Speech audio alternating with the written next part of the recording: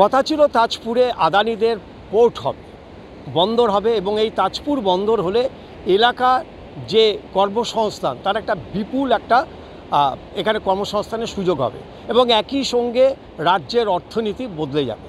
কিন্তু সেটা তো এখন বিষবাউ জলে। নিন্দুকেরা বলছে নরেন্দ্র মোদী 15 লক্ষ টাকা করে ফিরিয়ে আনা, 15 লক্ষ টাকা করে সাধারণ মানুষের অ্যাকাউন্টে দেওয়া আর তাজপুরের বন্দর দুটোই সমান ভাওতা।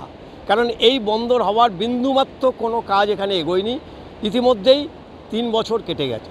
কিন্তু তাতে কি, এটা তো পশ্চিমবঙ্গে তো বেআইনি কোনো কিছু আটকাবে না। আমরা এই তাজপুর বন্দরে আমার ক্যামেরাম্যানকে বলবো একবার দেখানোর জন্য, দর্শকদের বলবো আপনারা দেখুন কিভাবে এই বন্দরের যে উপকূল যে নিয়ম, যে আইন, তাকে ভঙ্গ করে কিভাবে এখানটায় হোটেল নির্মাণ করছে। বিশাল বড় এখানে গার্ডওয়াল তুলে এখানে হোটেল করছে। কি করে করছে হোটেল? যে নিয়মে এখানে আগে হোটেল বন্ধ করে দেওয়া হয়েছিল, ভেঙে দেওয়া হয়েছিল, সেই নিয়মকে বুড়ো আঙ্গুল দেখিয়ে আবার নতুন করে এখানে হোটেল তৈরি করা হচ্ছে। এই বিস্তীর্ণ জায়গা পুরোটাই হোটেলে ভরে যাচ্ছে। এটা কি আইনি না বেআইনি?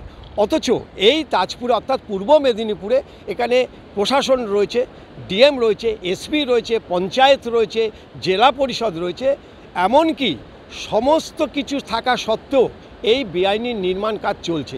কিভাবে চলছে আপনারা নিশ্চয়ই জানেন, কোথা থেকে কিভাবে হয়। এবং নবান্নের অনুমতি ছাড়া, নবান্ন থেকে যদি কোনো শীর্ষ নেতৃত্ব যদি অনুমতি না দেয়, তাহলে এত বড় নিয়ম ভঙ্গ কী করা সম্ভব? তাজপুর বন্দর দুরস্ত, তাজপুর যে উপকূল তাকে ধ্বংস করার কাজ চলছে এই রাজ্য সরকারের জামানায়। এই রাজ্য সরকার একদিন না একদিন কালের নিয়মে চলে যাবে, কিন্তু পশ্চিমবঙ্গের মানুষকে দিয়ে যাবে একটা কংক্রিটের জঙ্গল।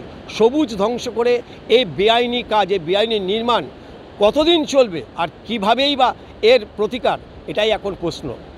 তাজপুর থেকে অভয় নাগের রিপোর্ট, বাংলার খবর।